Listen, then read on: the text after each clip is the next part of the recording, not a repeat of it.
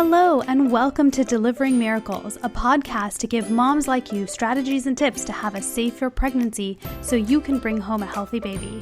I'm your host and your high-risk pregnancy expert, Parijat Deshpande.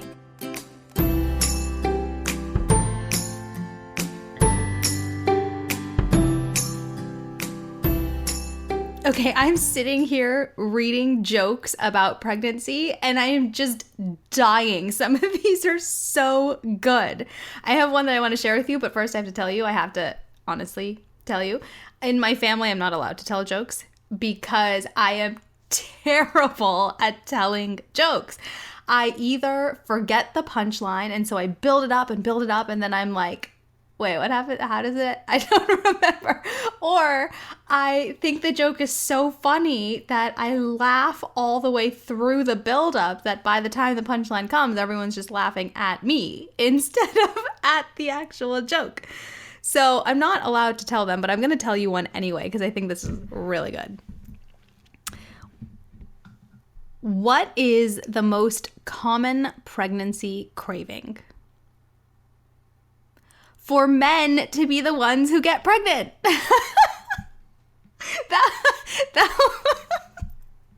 It killed me to read that because I think that's so true. I can't tell you how many times I would just glare at my husband during my pregnancy going, well, why can't you be the one going through this? Why do I have to do it?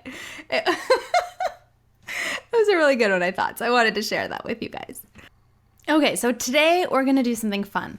I always get questions from women and sometimes from men about high-risk pregnancies and just, what their doctor said or questions that they have that they can't find answers to online or they just want to, bounce ideas off of an expert. And so now that I have this platform with this podcast, I thought it would be really awesome for more of you to benefit from the questions that I get, especially the ones that I get all the time, so you can see how I answer them and really learn from some of the answers that I'm giving to other people. So today I've chosen 3 questions that were emailed to me recently, and I'm just going to answer them right here, and you can get a sense of what I have to say about some of these really commonly asked questions about high-risk pregnancies. Now, before I get started, I just want to reassure and remind all of you that privacy is of utmost importance to me. I am super, super anal about keeping my clients' privacy. So even though I'm sharing these real life questions, I have changed some of the details to protect the identity of the person who's asked them so that you'd never know who they were. Okay, so the first question comes from dad named, I'm going to call him James.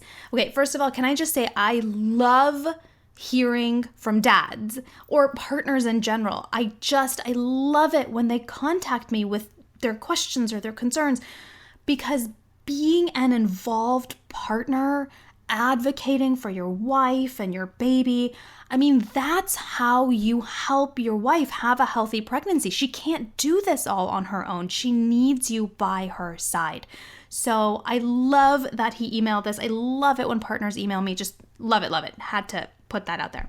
Okay, so James says, my wife, Winnie, is now 20 weeks and 5 days pregnant and has been dealing with a short cervix, because of which doctors have told us it's our choice to end the pregnancy. Bed rest and surgery have been ruled out as options, so we're just looking to get all the help we can get to make a decision for our family. Can you help out in any way that you can? This is a really big question. This is not one that I typically answer over email. This is one that I actually do a full session on with my clients to help them make that decision. But from what it sounds like, James, that you're saying is you just kind of want to talk this through. So I'm happy to do that here. First of all, I completely understand how hard this is. This is an almost impossibly difficult situation to be in. I really feel for you and your wife, Winnie, and what you're going through. This is not something any couple wants to hear about their pregnancy or their baby. And this is not at all a decision that anyone wants to have to make. So really my heart goes out to you because I know this is a really hard time for both of you. Now, for those of you who Now, for those of you who don't know, short cervix or low cervical length, what that really means is that your cervix, which is at the base of your uterus, when you're pregnant, it actually closes and it lengthens. You can almost picture it like a gate that is now sealed shut, and it's long so that it's protecting the amniotic sac where your baby is from the outside world. Now, in a typical pregnancy, when everything's going smoothly, as the pregnancy progresses, slowly, the cervix starts shortening over the course of a few weeks. And eventually, once you're in labor, it starts dilating. It opens from the inside and then slowly opens up all the way into that 10 centimeters for you to be able to push the baby out. Now, for some women, this starts happening really early. Like for Winnie, she's only 20 weeks and 5 days along, and she's already dealing with a short cervix. And, that happens, they call it cervical insufficiency, cervical incompetence, lots of different words for it. It's pretty rare. It occurs in only about 1 to 2% of pregnancies, but it's a really big deal because it can cause up to about 20 to 25% of miscarriages in the second trimester. And, it's something that you really want to address as quickly as possible, especially if you know that you are at risk for cervical insufficiency. Unfortunately, a lot of moms don't know that they are until they've experienced something like this, but sometimes you do. So it's a good conversation to have with your doctor. So now, here's what I want to tell you, James, about this. You have to get a second opinion. Now, I know your doctor said no bed rest, no surgery, right? They said that's off the table, and I'm not sure exactly why they said that, but the fact that you are dealing with a life and death situation and your doctor has ruled out any possible options makes it essential, critical, vital. I mean, you don't have any other choice. You have to get a second opinion, because when it comes to that serious of a medical decision that you have to make, you want to make sure that you have every single piece of information possible to make that decision confidently and from an empowered, informed place and not from a place of fear. I want to tell you about this woman that I worked with. I'm going to call her Marjorie. She had to get 3 other opinions during her pregnancy. She was also dealing with cervical shortening, and she, on her 3rd opinion, is when she got a doctor to agree to give her an emergency cerclage. She got that placed at 20 weeks. That cerclage is just a stitch in the cervix that's going to help keep it closed. And she stayed on bed rest and was pregnant until 36 weeks. And that's when the doctor took out the cerclage, and she delivered at 38 weeks, a full-term healthy baby girl. Now, I'm not saying that you have to find a doctor until they say yes. That is not at all what I'm saying. What I'm saying is that you have to get the second opinion until you find a doctor who's able to give you either a really good reason why this is not possible, or so that it's supporting what your original doctor's saying, or until you get information that proves otherwise. Now, again, they may not say yes. I wasn't allowed to get a cerclage because of my history in my pregnancy, so it wasn't an option for me. And it may not be an option for Winnie either, but you have to know everything about it to make sure you have all the information. So to all of you listening who have questions like James and Winnie, I want to really hit home for you. Do not take your doctor's advice to be the be-all, end-all, the final word, especially if they're saying there's nothing more you can do. It is your right and it is your job to get a second opinion or a third or a fourth until you feel like you have all the information to make an informed decision. Okay, so the next question that I got emailed to me was from Jackie. Jackie writes, "How do I control anxiety? My heart feels like it's going to beat out of my chest. I feel like I can't breathe. I have no patience. Sometimes I just need to be alone for a little bit. I'm starting to have a lot of trouble sleeping because I wake up in the middle of the night and my mind starts to race.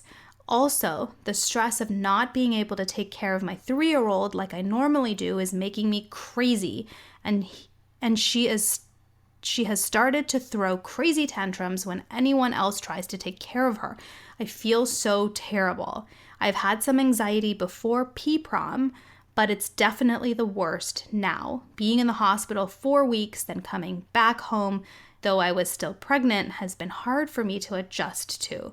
Anything I can do to control this and calm myself down would be fantastic. Thank you. Oh, Jackie, I wish I could reach out to you right now and give you a hug. I can hear your anxiety and your worries and just how awful it feels through your email. And please know that I'm thinking of you, and I'm so, so glad that you reached out. Now, before I jump into what to do about it, I want to just catch everybody up about what PPROM is. This is the complication that Jackie is dealing with. PPROM is preterm premature rupture of membranes, which is a really fancy long way of saying that your water breaks before 37 weeks. I don't know how far along you are, Jackie, but typically doctors after 34 weeks will encourage induction to reduce the risk of infection to you or your baby. Depends on the doctor, but anytime before that, doctors are going to try to help you stay pregnant as long as possible because your baby just needs that extra time. It's not super common. It happens in about 3% of pregnancies, but when it does, it's pretty serious because you are at increased risk of infection. You are at an increased risk of infection, and your baby's also at an increased risk of infection, and both of those things can be quite dangerous for both of you. So when you are PPROM'd, doctors take that very, very seriously.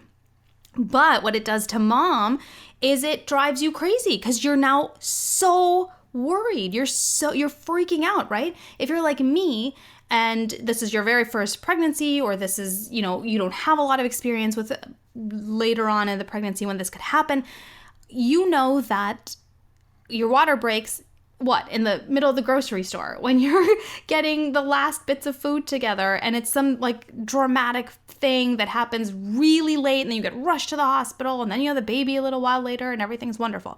When it happens this early, it's scary. It's so scary. I PPROM, that was one of my complications. My water broke at 23 weeks and 2 days. And I remember them taking me from the mother-baby unit and bringing me back to labor and delivery. It was the same room that I had been in for a few days before that when I'd first landed in the hospital. If you heard my first podcast, I think I went into that story in a little bit of detail. But I remember when they were moving me onto the labor and delivery bed, I kept opening and closing both my hands and kind of shaking my fingers while I was trying to get settled and trying really hard not to move just in case that did anything awful and kicked off, my labor starting or having my baby come too soon. And I kept moving my fingers in and out, and a nurse, oh my God, she was wonderful. She was, if there is a nurse that you want in a moment like that when you are terrified and you think your baby's going to die, she's the nurse that you want. I will never forget her. She looked me in the eye and she says, "You're hyperventilating. Put your hands on your mouth and your nose and breathe slowly." I had never hyperventilated in my life before. I didn't even recognize that that's what was happening, but she was completely right. And so I covered my mouth and my nose and was breathing slowly, and eventually the tingling in my fingers stopped. But all this to say, I get it. God, it is terrifying to have your water break before you're ready to have the baby. Now, I'm so glad that you asked about this anxiety, because I hear a lot of moms say to me, well, I'm just lowering my anxiety to make myself feel better, right? It doesn't actually do anything, right? No way. Lowering anxiety keeps your stress low, which actually lowers your risk of infection and preterm contractions. So what you're asking about is not just how do you feel better, but what can I do to protect my baby still, even though I'm going through all of this? Such an awesome question. I'm so glad that you asked it. And I'm glad that we're getting a chance to go through it. So there are a lot of different things that you can do. One of my favorite exercises or tips that I give moms, regardless of whether they've PPROM'd or not, anytime during a high-risk pregnancy when you've got your anxiety high and you just don't feel good, is I want you to relax your body. And a great way to do that is progressive relaxation, where you start from the tip of your head down to the tip of your toes and you relax every single part of your body. Another great way is to pretend like you're floating in a swimming pool. I think in a podcast previously, I had gone through exactly how to do that exercise. Another way is to take a bath if you're allowed to. If you've PPROM'd, you probably are not allowed to. But if you can, and your doctor okays it because you're not at risk for developing an infection, a bath is a great way, or a shower if you're allowed to stand or sit in the shower with some warm water is a great way. But I'd love for you to focus on taking the tension out of your body, because your mind is racing. You've got all the what ifs going on. You've got all these thoughts about the terrible things that could happen. And I know that can feel really overwhelming to try to control or to get under control. So I say, don't even worry about that side of it. Focus on your body. Another great way to do that is, and you can do this wherever you are, is sit and put your hand on your belly and just notice your baby's movement and really try to imagine what your baby's doing in there and talk to your baby, communicate, maybe sing to the baby if you like to sing. And just be really in the moment. Be really, really present. Now, if you're having a lot of anxiety to the point where you think you're having panic attacks, or everything you're trying just feels awful and it's really impacting how much you're sleeping and eating, and you just cannot find a way to get some reprieve, then it is really important that you reach out to a mental health professional, like a licensed therapist or a counselor, to talk about your anxiety and get into therapy if that would be helpful at that point. You may also be at a point to consider anti-anxiety medications too, and that's something you can talk to your doctor about, as there are a few that are safe during pregnancy.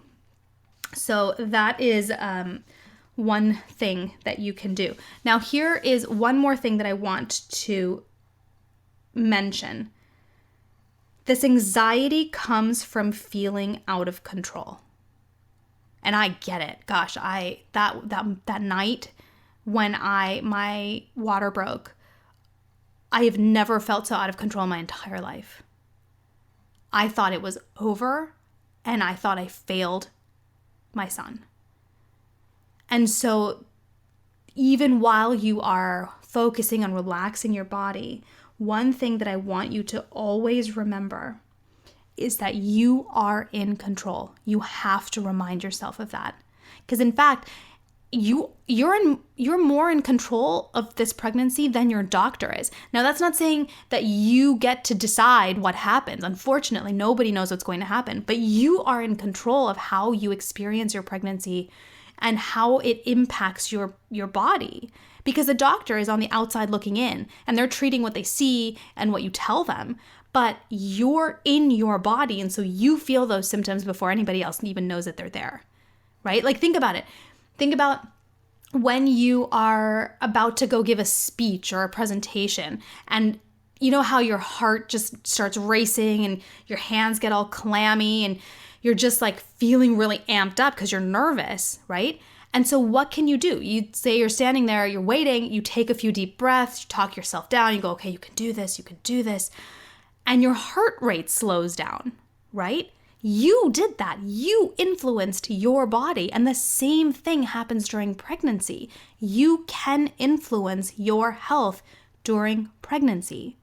So that's a really small example compared to what you're going through, Jackie, but I really want to hit home for you that you are in control and you can influence your pregnancy health, and that can be through how you manage your anxiety. You have to believe it, and you have to remind yourself all that time, because it's absolutely true. The third email that I got, I love this question so much. The third email is from a mom named Serena. And she writes, I've been getting angry. And I'm also going back and forth between having faith, but also wanting my way, that everything will be okay. And I'm just so angry all the time. How do I deal with the anger? Serena, I am so, so happy that you wrote about this. And we're super glad that you wrote about this because so many moms talk about this anger and it takes them by surprise and they don't know what to do about it. So I'm glad that we're talking about this. This anger, I'm going to be very straight with you guys. This anger comes from grief. It's that simple. You're grieving. You are experiencing quite a bit of loss during your pregnancy. Now, I think a lot of people mistake loss for death, and that's not always true. You can experience a loss even when your baby survives. You are grieving the loss of a healthy pregnancy. You're grieving the loss of the hope of bringing your baby home. You're grieving the loss of the experience that you wanted during your pregnancy or even during delivery. You're experiencing the loss of that naivete almost, that ignorance of everything just goes beautifully in pregnancy. Of course it does, right? Like most women believe. And so you have to honor that loss. I remember feeling angry so often during my pregnancy. One particular trigger for that anger was hearing about friends who were having baby showers. That used to make me so mad because I wanted that. I never really dreamt so much about what my pregnancy experience would be like, but the baby shower was the one thing that I wanted it to be amazing, and I wanted to celebrate with my friends and my family and have that wonderful day where everybody was happy and we were celebrating this new life, and I never got that. You know, my family did throw us what I call a post-baby baby shower once my son was in the NICU, but it wasn't the same. I wasn't pregnant at my own baby shower, and he was in the hospital still fighting for his life. I mean, it wasn't the same. And even though we were very grateful to celebrate with our friends and family at that point, it wasn't the happy, joyous occasion that I dreamt of when I was pregnant. And every time I got invitations or I saw pictures on Facebook or Twitter or wherever, on Pinterest even, I got so angry. But it's because I was grieving. Just like you, Serena, you're grieving the pregnancy you wished you had, the experience you wished you had. The dream of knowing that you could bring this baby home has been shattered because now you don't know. And that's scary. And there's a lot of loss in that. And it's okay to be grieving that. And for you, it's coming out in the form of anger, which happens to a lot of women. So here's what I want you to try. When you're feeling that anger, I want you to pull out a piece of paper and some crayons and some markers. Totally serious about this. This works beautifully. So go with me here. So I want you to pull out the paper and some markers or crayons. And at first I want you to check in with your body. Where do you feel your anger? Think of that anger, when you're in it, where is it coming out in your body? For me, it comes out in my chest. I feel very tight in my chest, and I feel like my eyes are going to bug out because I'm like super, tense up in my forehead and in my head. When you feel that, sit with that, and I want you to make a circle with the red color or whatever color you think represents anger. For most people, it's red. It doesn't have to be red, but whatever you think represents anger. And start coloring that circle, big, big circle at the edge of your paper. Now, as you're doing that, I want you to keep checking in with your body because you're going to start noticing a difference. That anger is going to start to cool down. It's going to start dissipating. And when you notice that, choose a color that represents that lesser form of anger. And you keep doing that over and over. As it gets lower, change your color. As it gets lower, change your color until you get to the center. And that is the color that represents sadness or that grief that you're feeling.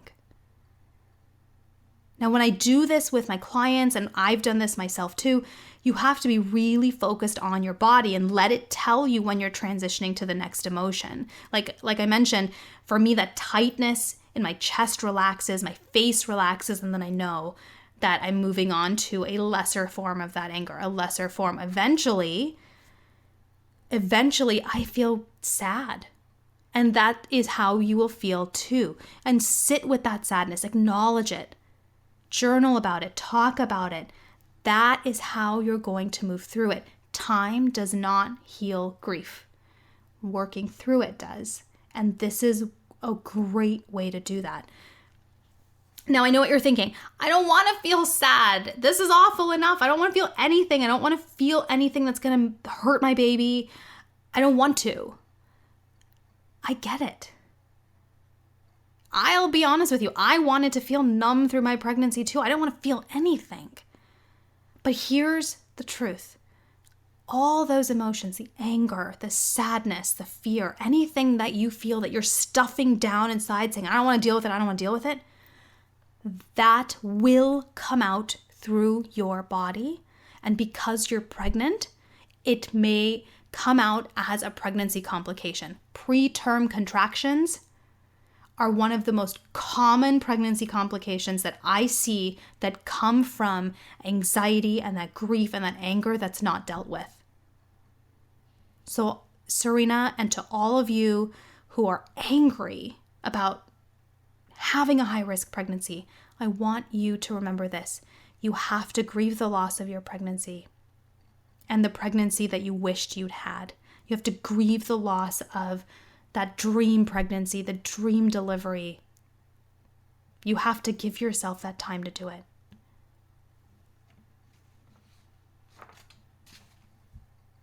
Gosh, these were such amazing questions, and I think they really show the complexity of the high-risk pregnancy experience. There's so much to it. There's the worries and the concerns from the medical side.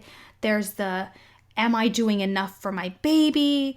There's, how do I deal with all these really awful emotions that just seem to be taking over my life?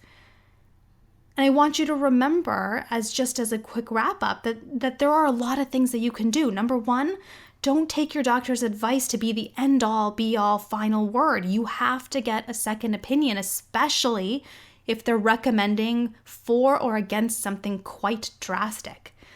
You want to make sure that you're always reminding yourself that you are in control and you can influence your pregnancy health, even though you're facing pregnancy complications. And the third is, give yourself the permission to grieve the loss of the pregnancy you wished you had. No one cares about your baby more than you do. So you need to be in the driver's seat of your pregnancy experience. You always have a choice, whether it's how you experience your pregnancy or who monitors your pregnancy, about treatments or how you cope with your pregnancy. They're all your choice, and they all impact the health of your pregnancy. So don't forget that you need to be in the driver's seat of your pregnancy, and you deserve to be. My son and I have been going to the library recently to pick up a bunch of books, and we ran across a Shel Silverstein book that I was super excited to introduce him to. And I found this amazing poem that I think just really hits home what this whole podcast has been about. There's a voice inside of you that whispers all day long, I feel that this is right for me. I know that this is wrong. No teacher, preacher, parent, friend, or wise man can decide what's right for you. Just listen to the voice that speaks inside. Oh my gosh, if there is one piece of literature that sums up exactly what I want you to know, this is it. Your instincts, your gut, your instincts, your gut, your intuition will always be right. Trust it, because you are in control of your pregnancy. Thank you so much for joining me here today. If you want to know more, or if you'd like to schedule a consultation to talk further, you can visit my website at parijatdeshpande.com. That's just my first and last name.com. And I'd also love to stay in touch with you. So follow me on Twitter or Instagram. For both of those, my handle is Parijat Desh. That's Parijatdesh. A high-risk pregnancy is so confusing. There's so much uncertainty, there's so much unknown, and there's so much to be scared and worried about. But you always have choices, and the more informed you are, the better choices you will make for you and your baby. So that no matter what happens, you'll feel that confidence that you did everything that you could. Take it one day, one step at a time. You can do this.